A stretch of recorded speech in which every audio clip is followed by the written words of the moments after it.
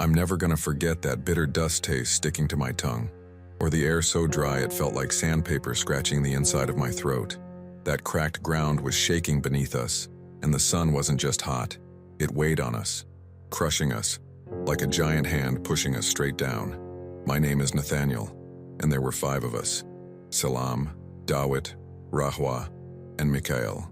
We were local missionaries, kids from the same place with different stories, all brought together by one solid belief: to bring hope where it seemed like hope was forbidden to even bloom. We weren't heroes. We were regular people, with regular fears. But that day, the fear tried to swallow us whole. They found us at the end of a rocky trail, the one we used to take blankets and bread to families hiding out in the dry hills. The first scream I heard wasn't theirs, it was ours. A silent alarm that only your heart understands.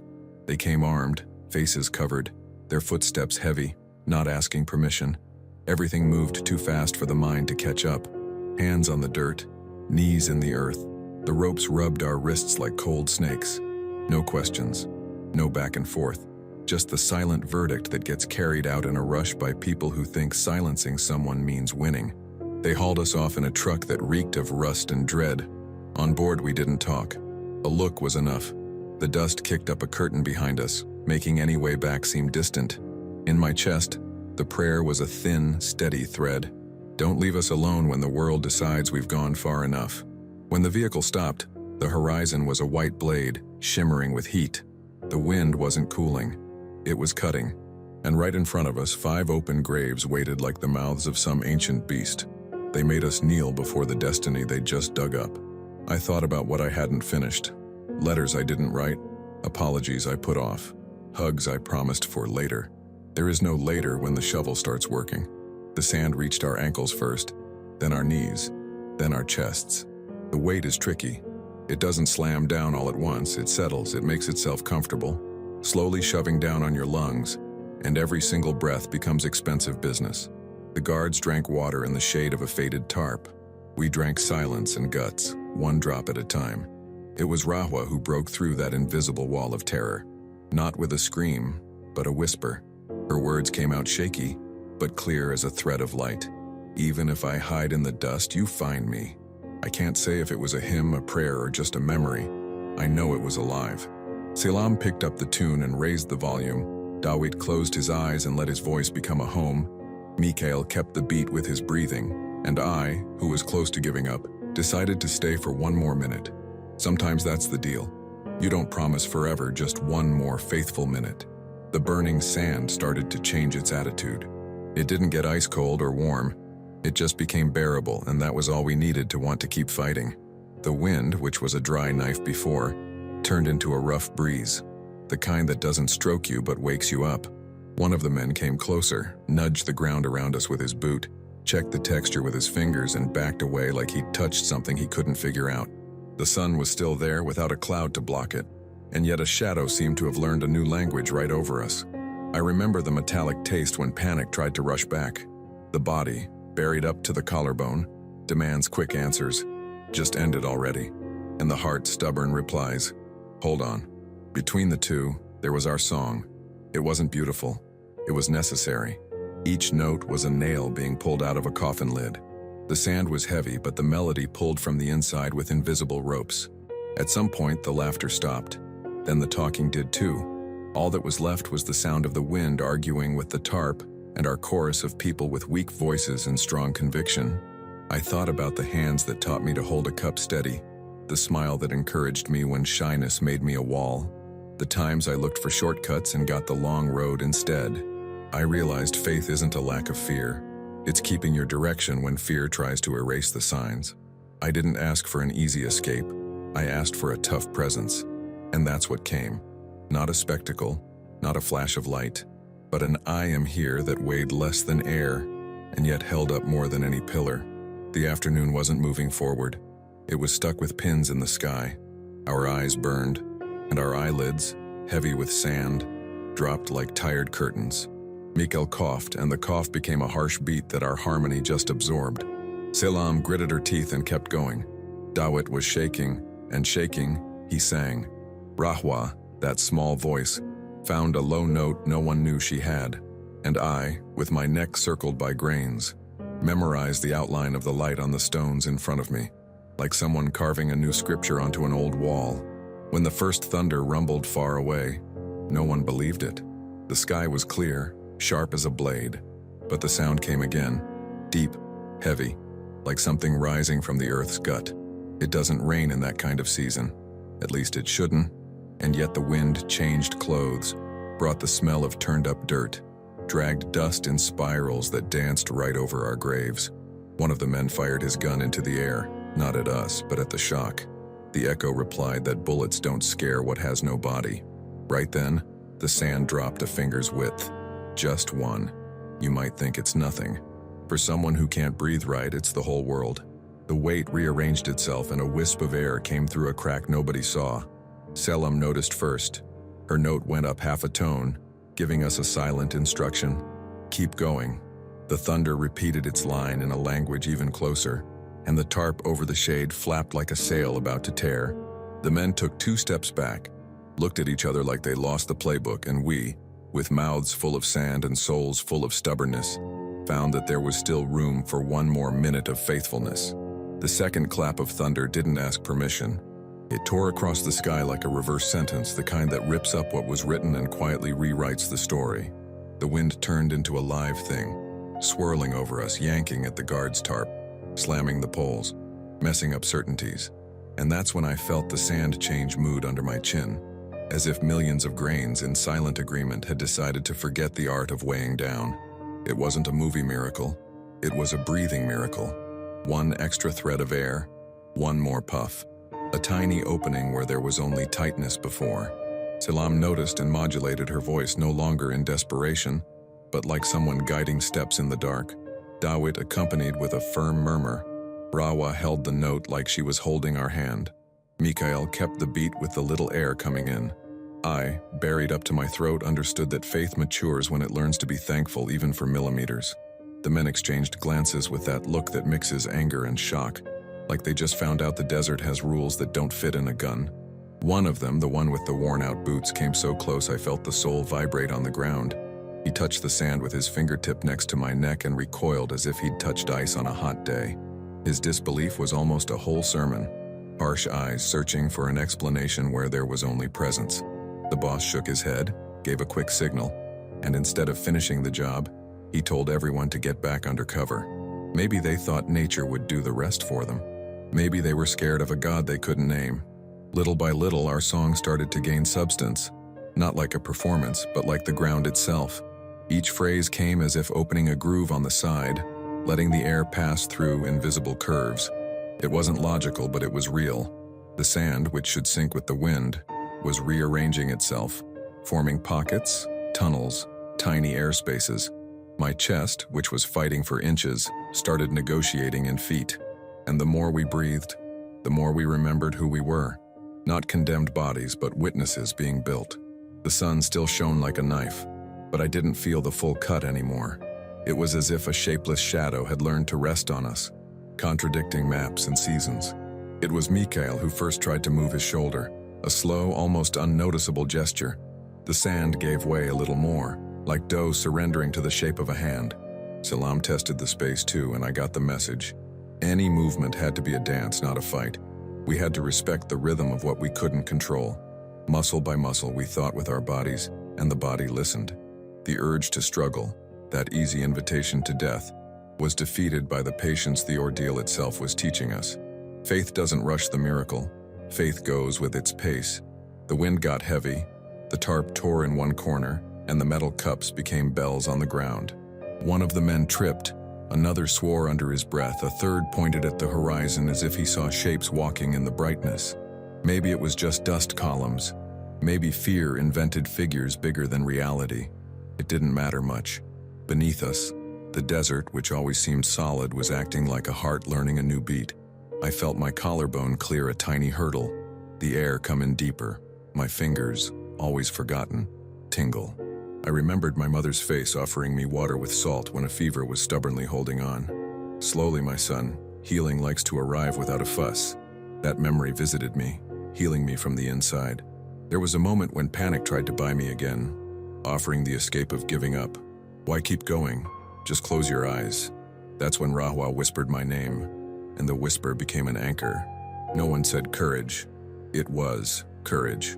No one promised it will pass. The passing was already underway.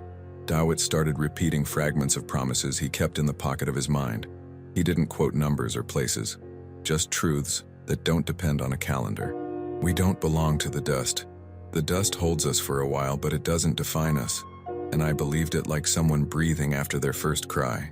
The tarp now split, snapped like a sail without a mast, and the wooden table dragged a foot, kicking up a whirlwind of loose sand that covered our ears and, weirdly enough, opened more space around our necks. It was the perfect chaos. Confusion on the outside, method on the inside. Salam pulled out a short chorus we all knew by heart, and it matched the wind's noise, creating a soundtrack none of us could have written alone. The men, taking cover, were arguing. One wanted to end it with a shove of shovels. Another said something that sounded like wait. The boss, with clenched fists, kept staring at our graves like someone looking at a door that refuses to be a door. When the first grain slid down the side and uncovered my shoulder, the sensation was almost painful from the surprise. Skin met air, air met skin, and between the two there was an ancient agreement. I belong to you to keep you alive. I twisted a millimeter and my body reacted. Sleeping muscles wake up startled. Mikael next to me let out a sound that wasn't a word or a groan.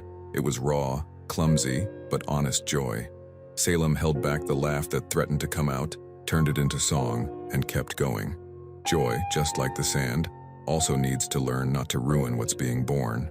Suddenly, the storm found a channel between the rocks and exploded over our patch of the world. We couldn't see clearly, but we heard everything. Dishes flying, wood slamming, fabric tearing, men running, orders being ignored. And in the middle of it all, the tiny move that would change everything. Dawit managed to free his left hand, not with brute force but with smarts, patiently, persistently digging a delicate ditch with his fingers. The sand, tired of itself, cooperated. He touched my forearm, and the touch said without speaking, "It's still with me. It's still with you. It's still with him." The boss, losing control, took 2 steps forward and pointed his gun at the sky, as if he could order the wind to behave. The shot got lost in the noise and came back as a disobedient echo. That's when he saw our micro-movements. Nothing that spelled escape, everything that showed life. A hesitation crossed his face. It wasn't mercy, it was doubt. Doubt sometimes is the first tier where the light gets in. He didn't give the final order. He told them to wait a little longer. That little longer became our window. It was then I understood, with my body, not my vocabulary, that we wouldn't escape by running like fugitives, but by emerging like seeds pushing up from the ground inside. Dawit's hand found my wrist and guided my own digging. Selam on the left repeated the motion in her hole. Mikael gently tapped his elbow against the wall of grains to make room. Rawa maintained the chorus rhythm, marking time with short breaths. The wind worked on the outside. We worked on the inside. And for the first time, I saw the desert as a workshop. God blowing life into the world's rust to loosen nuts no one else could see. I can't say how long it lasted. Time there was only as long as the next breath. But there was a point where my shoulders knew fresh air, my arms admitted strength, and my head finally allowed itself to turn a few degrees. Enough to see Mikael with eyes burning with life, and Selam with a chin smeared with hope. I didn't have legs. I was a torso, arms, and an elastic, persistent will. And it was in that connection between inside and outside, between wind and song, between patience and urgency, that I felt Rawa's hand brush mine. It wasn't a triumphant squeeze. It was a deal. If you've made it this far, take a breath with me for a second. I'm asking you for something different. Before we go on, write in the comments. I breathe by faith. And in 2 lines, tell me a time in your life when you almost quit, and what made you take one more step. This space here is more than just a video. It's shelter. And if what we've been through is waking something up in you, subscribe right now to walk with us. No rush, but no turning back. The sound of the wind was now like a heart beating in the sky. Every gust brought a message that didn't need translating. It was like the desert itself was breathing with us. The sand, a prison before, had become an ally. Grain by grain, it moved with a purpose none of us understood, but all of us felt. I noticed the weight easing off my back, the air making a path past my shoulders and a certainty growing like a root in dry ground. We were not alone. Selam started to laugh through her tears, a light laugh, like someone who found air where there was only pain. Rahwa, almost voiceless, murmured, "He is here." And the sentence traveled through the space between us like a silent lightning bolt, igniting everything. The guards, now trapped by their own doubt, backed off. The leader screamed orders that the wind swallowed before they reached their ears. One of them, the youngest, dropped his weapon and knelt, not knowing what to do with that fear that wasn't human anymore. When the sand yielded enough for my arms to break free, I looked up at the sky, and the sun, which had been burning like a punishment, now shone like a promise. None of us screamed. No one cheered. We just breathed, like someone tasting the impossible. Every breath was a prayer. Every sigh was gratitude. The wind lifted a veil of golden dust that swirled over the graves.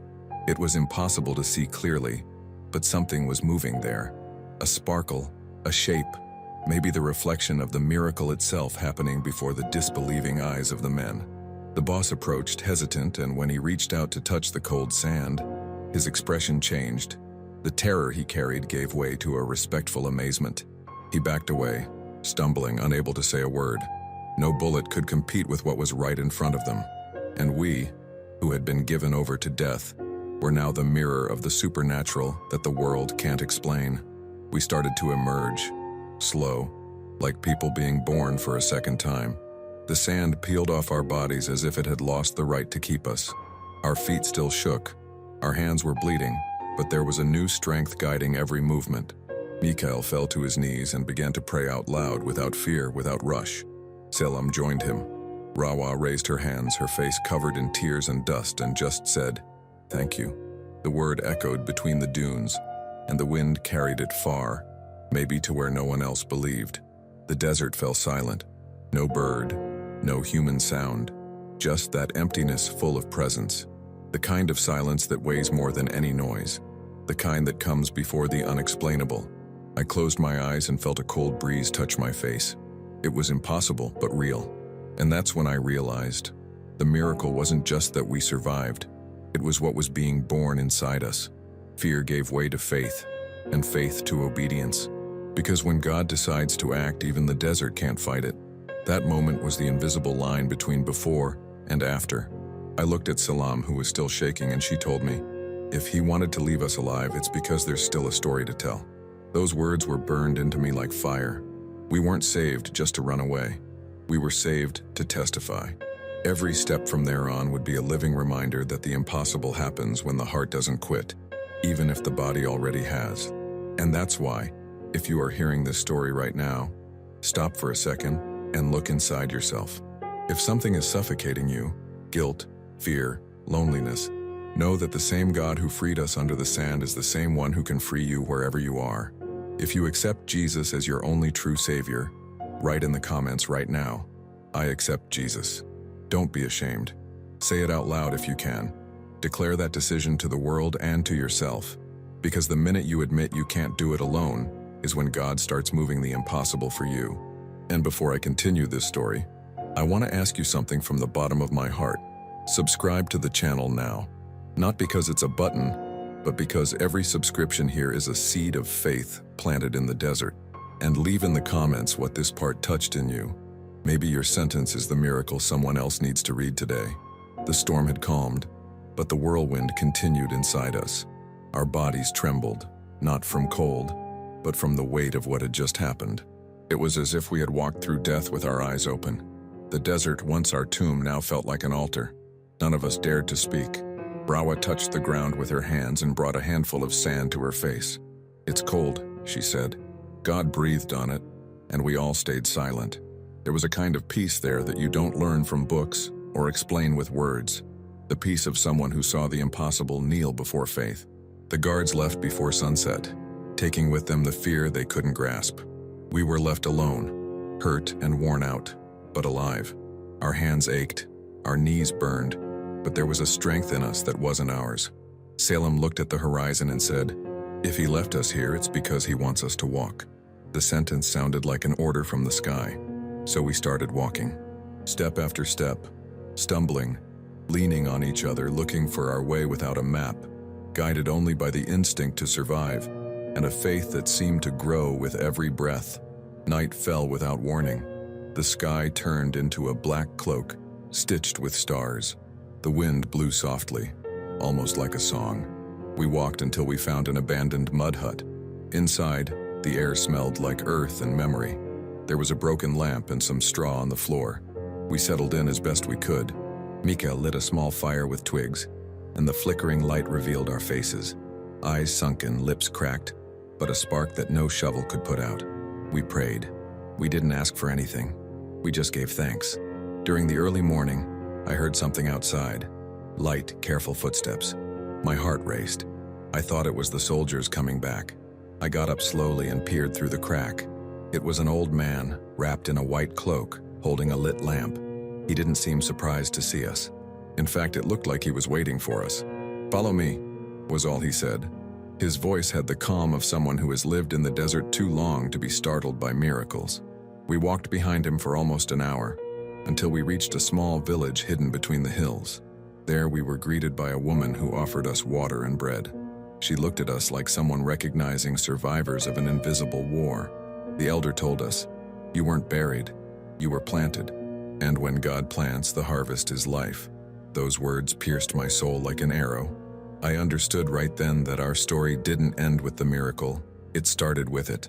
Salam cried silently, Rahwa knelt, and Dawit, his voice hoarse, replied, "Then we will bloom even in the sand." In the following days, those people took us in. They healed our wounds, shared the little they had, and taught us a new kind of courage, the courage to keep going even without understanding why. At night, we sat under the stars and told them what we had lived through. Some doubted at first, but just looking into our eyes was enough to realize it wasn't made up. The impossible had truly touched us. And every time we repeated the story, we felt the weight of the sand in our memories turn into pure faith. The old man called us children of the cold shadow. He said God sometimes uses the desert to prove that even sand can shelter a miracle. We started helping that village, rebuilding homes, teaching the kids to read, bringing food to the hungry. The miracle that saved us became sustenance for others, and the more we gave, the more strength we received. The desert no longer felt like an enemy. It was now the fertile ground for a new purpose. But one thing stayed with me forever. One of those nights, while everyone was sleeping, the elder approached me and said, "The faith that survives the dust cannot stay silent." That woke me up inside. He was right. We weren't spared to hide God's glory, but to echo it. So I promised myself, I would tell this story to the world, even if no one believed it. And now that you are listening to me, I want to tell you something. Nothing is impossible for God. Maybe you are stuck in something that is suffocating you, and the desert seems like the end, but that's where heaven is working. The same God who breathed life into us can turn your pain into a testimony. If you feel that in your heart, write in the comments right now, "I accept Jesus as my only true Savior." Don't wait for another moment. Now is the ground for the miracle.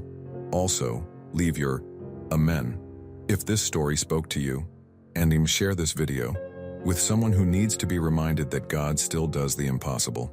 Your faith might be the breeze that cools someone else's desert. Time passed, but never in silence. Even when the wind stopped, we could still hear the echo of the song that kept us alive under the sand. It was as if the desert itself kept our melody and repeated it on the driest nights, reminding us that faith is tougher than death. We stayed in that hidden village for a while, serving, caring, learning to live with gratitude and purpose. Every sunrise brought new proof that God didn't save us just to breathe. He saved us to start over. Salam began caring for the sick. Dawit taught the children to read. Rahwa composed simple songs about hope, and Mikael rebuilt shelters with his own hands. I, for my part, walked the hills, taking the word to those who had lost the right to dream. But the miracle didn't stop there. One day, one of the men who had been part of our execution showed up in the village. He came with his head down, unarmed, his face burned by the sun and regret. He fell to his knees before us, crying. He said that since that day he couldn't sleep. "The sand, it spoke to me," he whispered. "I touched it and it was cold. Since then, it hasn't left my mind." He told us he abandoned everything, searched for the truth, and in the midst of remorse, found a Bible left by a traveler. Reading it, he understood who the God was that the desert couldn't hide. And right there, in front of us, That man accepted Jesus as Savior. The desert, which once buried, was now resurrecting souls. Over time, more people started arriving. Entire families fleeing persecution, carrying only faith and wounds. We received them as brothers and sisters because we knew what it meant to have nowhere to go. The bonfires at night became churches without walls. The worship echoed through the mountains, and even the wind seemed to sing along. A missionary who visited us once said something I never forgot. "You are proof that the driest ground is where God plants the deepest miracles." And he was right. Our suffering became a seed that blossomed in many hearts. Years passed, but the fire of faith never went out. Even when new persecutions arose, we knew God hadn't left us. I remember Selim's look before we left to help another village. If the desert tried to silence us and couldn't, then we will never be silent again. And we weren't. Every story we told was a spark, lighting other lives. People came from far away to hear the testimony of those who were buried and lived. They cried, they prayed, and many of them found the beginning of their own journey with God there. Today, when I look back, I see that we weren't victims of the sand, but chosen to prove that even dust obeys the Creator's voice. The faith that was born in that scorching heat turned into a flame that the whole world can see. And if you are hearing me now, I want you to know that the same God is still working. He still cools deserts, still frees captives, still turns the impossible into a path. If this story touched your heart, write in the comments, "I believe God still does miracles." Share this video with someone who needs to remember that heaven still moves in silence. And before you go, I want to ask you something from the bottom of my soul. Subscribe to the channel. Not for me, but because every subscription here is a living testimony of faith. When you subscribe, you help spread hope where many think it has died. And more. Tell your story in the comments. Tell what God has already done for you, or what you hope He will still do. This space is our community of faith, the place where miracles meet, because the same God who pulled me out of the sand can pull you out of any desert. He hasn't changed. He still listens, still answers, and still turns ashes into flowers. The desert learned to bloom, and so will you.